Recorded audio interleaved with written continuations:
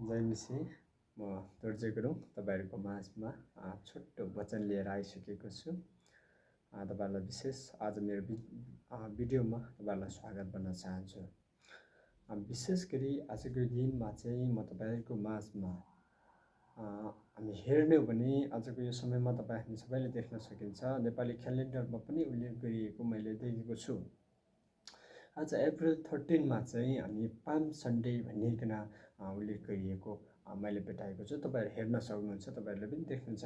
आज जताततै हेर्ने हो भने यो ठाउँमा र विभिन्न क्षेत्रहरूमा विभिन्न देशहरूमा पनि हेर्ने हो भने आजको दिनलाई चाहिँ पाल्म सन्डेको दिनको रूपमा ती व्यक्तिहरू अनि खुसियाली मनाइराखेका छन्। आज हामी पाल्म सन्डे मनाइराखेको चाहिँ तपाईँ र मैले देख्न सकिन्छ। जुन दिन यीशु ख्रीष्ट चाहिँ यरुसलेममा है प्रवेश गर्नुभएको दिनलाई हामी देख्न सकिन्छ। तपाईँले मत्ती 21 अध्यायको 1 देखि 11 पदसम्म हेर्ने हो भने चाहिँ त्यहाँ यरुसलेममा चाहिँ यीशु विजय साथ प्रवेश गरेको कुराहरू चाहिँ हामी देख्न सकिन्छ। अनि जुन मानिसहरूले चाहिँ उहाँलाई खजुरका पातहरू हल्लाउँदै है उहाँलाई चाहिँ स्वागत गरेको कुराहरू, अनि जसले चाहिँ उहाँलाई होसना होसना भन्दै अनि जय जयकार गरेको कुराहरू चाहिँ हामी देख्दछौँ। अनि जसरी अब यीशु ख्रीष्ट यरुसलेममा प्रवेश गर्दै गर्दाखेरि तपाईँ र मेरो निम्ति चाहिँ एकदम खुसीको खबर थियो। तपाईँ र मेरो निम्ति चाहिँ एकदम खुसियालीको क्षण हो, किनभने हाम्रो पापलाई लैजाने व्यक्ति चाहिँ अब आउँदै हुनुहुन्छ, अब चाहिँ यरुसलेम प्रवेश गर्दै हुनुहुन्छ भन्ने कुरा हामी थाहा पाउन सकिन्छ। तर हाम्रो निम्ति खुसियाली थियो भने यीशु ख्रीष्टको निम्ति चाहिँ के थियो भन्दै गर्दाखेरि उहाँको चाहिँ अब मृत्युको दिन चाहिँ नजिक आउँदैछ भनिकन यो पहिलो चिन्ह पनि हामी देख्न सकिन्छ। अब जब उहाँ यरुसलेम प्रवेश गर्दछ अनि उहाँको दुःखको दिनहरू चाहिँ सुरु हुँदैछ भन्ने कुरा चाहिँ हामी थाहा पाउन सकिन्छ। अनि यसो कुनै त युद्धको राजा भएर आउनु भएन, तर उहाँ चाहिँ शान्ति ल्याउने राजकुमार हुनुहुन्छ है। अनि उहाँ चाहिँ एउटा साधारण है राजा हुनुहुन्थ्यो। आज तपाईँ र मेरो निम्ति उहाँ राजा हुनुहुन्छ, तर पनि उहाँ युद्ध गर्ने तरिकाको राजा थिएन।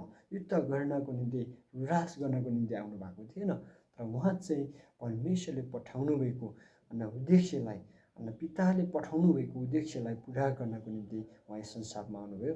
अनि उहाँलाई हामी त्यहाँनिर हेर्ने हो भने उहाँ चाहिँ शान्ति ल्याउने राजकुमार अनि राजा हुनुहुन्छ भनिकन हामीले प्रवेश गर्दै गर्दाखेरि तपाईँहरू हेर्ने हो भने मत्ती 21 अध्यायको 2 पददेखि तर 3 पदसम्म हेर्ने हो भने यीशु ख्रीष्टले आफ्नो 2जना चेलाहरूलाई चाहिँ अनि गधा लिनलाई पठाएको कुराहरू हामी त्यहाँ देख्न सकिन्छ।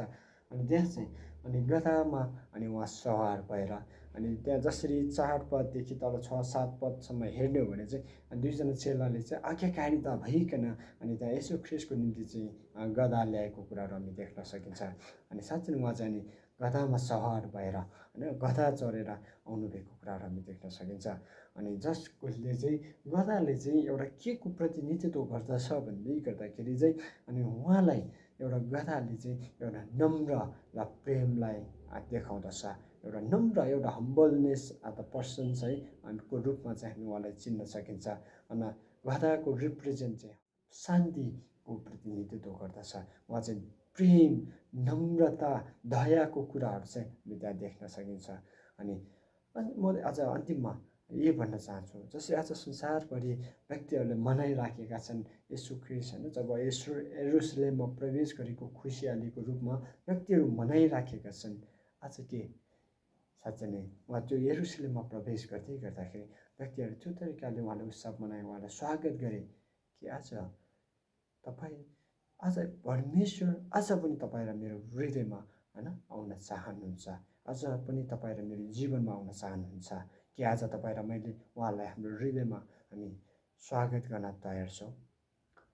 साँच्चै नै आज म यही भन्न चाहन्छु, जसरी यरुसलेममा जब उहाँ मृत्युको दिन केही दिन अगाडि अनि यरुसलेममा प्रवेश गर्दै गर्दाखेरि उहाँ यरुसलेममा प्रवेश गर्नुभयो अनि उहाँ शान्तिका राजकुमार भइकन अनि राजा भइकन उहाँ प्रवेश गर्नुभयो अनि उहाँ चाहिँ शान्ति ल्याउने राजाको रूपमा आउनुभयो। अनि साँच्चै नै आज परमेश्वर तपाईँ र मेरो जीवनमा पनि आउन चाहनुहुन्छ कि आज तपाईँ र म उहाँलाई स्वागत गर्न तयार छौँ त? यदि आज हामी उहाँलाई स्वागत गर्छौँ भने उहाँ हाम्रो जीवनमा आउनुहुन्छ अनि साँच्चै हामी उहाँलाई स्वागत गऱ्यौँ भने तपाईँ र मेरो जीवन एउटा फलदायक जीवन बन्न सकिन्छ, एउटा शान्तिको जीवन हामी जिउन सकिन्छ। यसो राजाको रूपमा है राजा हुनुहुन्छ, उहाँ शान्तिको राजा हुनुहुन्छ अनि उहाँले हामीलाई प्रेम गर्न चाहनुहुन्छ र उहाँले हाम्रो जीवनलाई चाहिँ परिवर्तन गर्न चाहनुहुन्छ। आज जुन हामी ख्रिस्टलाई हामी स्वीकार्नुभन्दा अगाडिको जीवन र आफ्टर होइन हामी एक्सेप्ट जिजसलाई एक्सेप्ट गरेपछिको जीवनमा चाहिँ उहाँले परिवर्तन ल्याउन चाहनुहुन्छ अनि पुरानो जीवनबाट चाहिँ हामीलाई परिवर्तन गर्दै नयाँ जीवन, एउटा शान्ति, अनन्त, प्रेम, भलाइका कुराहरू हामीलाई सिकाउन चाहनुहुन्छ।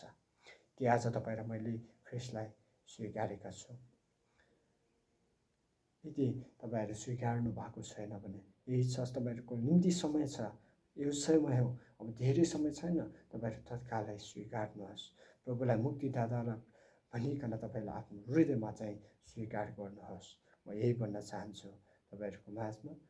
साँच्चै नै जसरी आज विश्वभरि मनाइराखेका छन् इस्टर पाम सन्डे अनि यसो ख्रिस्ट चाहिँ विजयका साथ यरुसलेममा प्रवेश गरेको कुराहरू हामी देख्न सकिन्छ है।